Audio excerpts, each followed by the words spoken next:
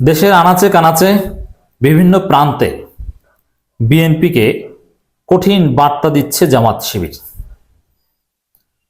বিএনপিকে ছেড়ে দিচ্ছে না। আমিরে জামাতও ইশারা ইঙ্গিতে বিএনপিকে সতর্ক করছে। দর্শক, কথা স্পষ্ট, বিএনপি জামাতের সাথে দীর্ঘদিনের সম্পর্ক ছিল, রাইট, কিন্তু দেশব্যাপী বিএনপি জনগণের উপর নির্যাতন করছে। বিএনপি ডক্টর ইউনূস সরকারের যে মূল টার্গেট দেশকে স্থিতিশীল করা, সেজন্য থ্রেট। সবচেয়ে বড় সমস্যা বিএনপির, তারা বেপরোয়াভাবে চাঁদাবাজি করছে। অভিযোগ যে আওয়ামী লীগ যেখান থেকে 100 টাকা নিত, বিএনপির লোকজন সেখান থেকে 120 টাকা নেওয়া শুরু করেছে। এবং বিএনপি পন্থী ব্যবসায়ী সংগঠন, সিন্ডিকেট, এরা সরকারের লোকজনকে মারধরও করে। বিভিন্ন জায়গায় আপনার প্রতিনিয়ত খবর পড়বেন যে এই চাঁদাবাজির অভিযোগে, সন্ত্রাসের অভিযোগে বিএনপির কোনো নেতাকে পুলিশ গ্রেপ্তার করলে তাকে ছিনিয়ে রেখে দেয় বিএনপির অন্য নেতারা। যুবদল নেতাকে পুলিশের গাড়ি থামিয়ে ছিনিয়ে নিয়ে গেছে যুবদল অন্য নেতারা। এভাবে বিএনপি আইনের শাসন বাস্তবায়ন হতে দিচ্ছে না। আর এর সবচেয়ে বড় ভিকটিম সাধারণ মানুষ, কারণ চাঁদাবাজি যদি চলতে থাকে এর চাইতে কষ্টের কিছু নেই। তাহলে আফসোস লীগ বিজয়ী হবে যে এই বাংলাদেশ চেয়েছিলাম, সে আগেও চাঁদা দিতে হতো, এখনো দিতে হয়, তাহলে লাভটা কি? এভাবে কিন্তু চলছে।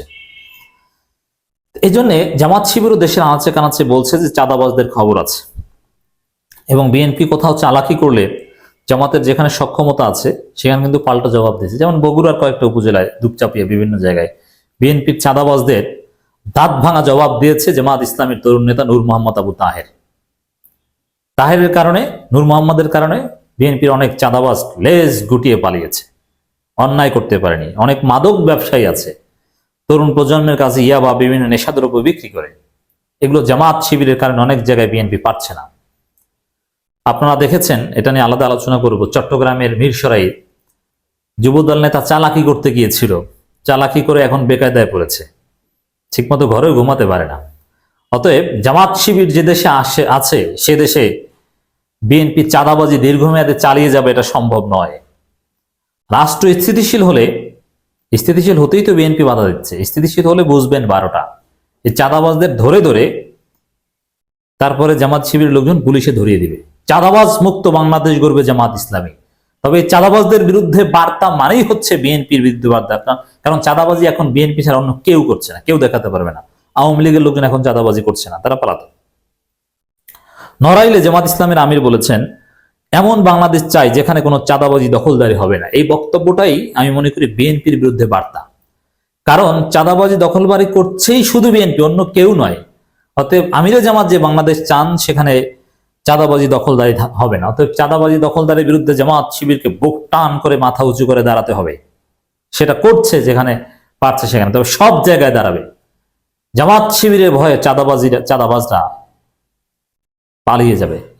মুফতি কাজী ইব্রাহিম একটা কথা বলেছে, আপনারা অনেকে শুনেছেন, যে চোরদের জন্য সবচাইতে বড় মেডিসিন হচ্ছে জামাত শিবির। জামাত শিবির আছে মানে কেউ চাঁদাবাজি লুটপাট করার সাহস পাবে না। আগামীতে আমরা সেই দৃশ্য দেখবো ইনশাল্লাহ। আগে যারা ক্ষমতা ছিলেন তারা সেবক হওয়ার পরিবর্তে মালিক হয়ে জাতির ভাগ্য পরিবর্তন না করে নিজেদের ভাগ্য বদলেছেন বলে মন্তব্য করেছেন জামাত ইসলামের আমির ডাক্তার শফিকুর রহমান। তিনি বলেন, যারাই আমাদের সামনে অতীতে এসেছেন, আমার ধারণা আমার চাইতে সুন্দর সুন্দর ওয়াদা দিয়েছেন। তারা বলেছিলেন জাতির ভাগ্য বদলে দেব, দিন শেষে ভাগ্য বদলে দিয়েছে তাদের, সর্বনাশ হয়েছে জাতির সেবক হওয়ার কথা ছিল, তারা মালিক হয়ে বসেছে। মালিক হওয়ার কারণে জাতির সম্পদ চুরি করে পকেটে ঢুকিয়েছে, সেই সম্পদ আবার দেশে রাখেনি, বিদেশে পাচার করেছে। আর আবার পুনরাবৃত্তি হোক, আমরা ওটা আর চাই না। এবং দেশের বিভিন্ন জায়গায় রাস্তাঘাটে পথসভা করে সেই চাঁদাবাজ লুটপাট এগুলো পুনরাবৃত্তি হোক, মানে কি বিএনপি ওটা পুনরাবৃত্তি করুক এটা চায় না, জামাত এটা ঠেকিয়ে দিবে। বার্তা এটাই। জামাতের আমির বলেন, আমরা এমন বাংলাদেশ চাই যে বাংলাদেশ কোনো চাঁদাবাজি হবে না, দখলদারি হবে না, মানুষের উপর মানুষের কোনো জুলুম বরদাস্ত করা হবে না, সকলকে মানবিক মর্যাদা দিতে হবে।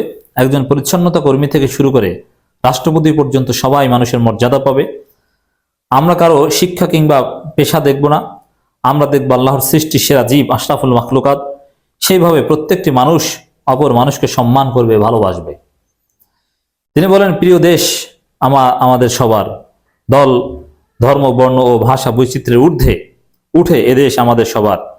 এজন্য আমরা এমন একটি সহনশীল মানবিক বাংলাদেশ চাই, যে বাংলাদেশ সব কিছু নির্বিশেষে নারী, পুরুষ, শিশু, বৃদ্ধ সকলেই মর্যাদা ও নিরাপত্তার সঙ্গে বসবাস করতে পারবে। আমরা চাই একটি দুর্নীতিমুক্ত, বৈষম্যমুক্ত বাংলাদেশ। আমরা এমন একটি বাংলাদেশ চাই যে বাংলাদেশ যুবকদের হাত বেকারের নয়, কর্মীর হবে।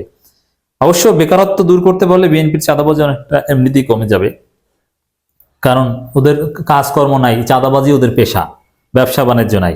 অনেকে আছে যে এই ছাত্রদল, যুবদল নেতাদের স্ত্রীরা নিষেধ করে যে তুমি এগুলো করো কেন, কারণ বলছে আমি কি করব, একটা কাজ থাকলে এগুলো থাকতো না। তো জামাত ইসলামী এই বিএনপির চাঁদাবাজ সন্ত্রাসের বিরুদ্ধে বার্তা দিয়ে যাচ্ছে, ইনশাল্লাহ জামাতের কারণে এই চাঁদাবাজ থাকবে না বাংলাদেশে।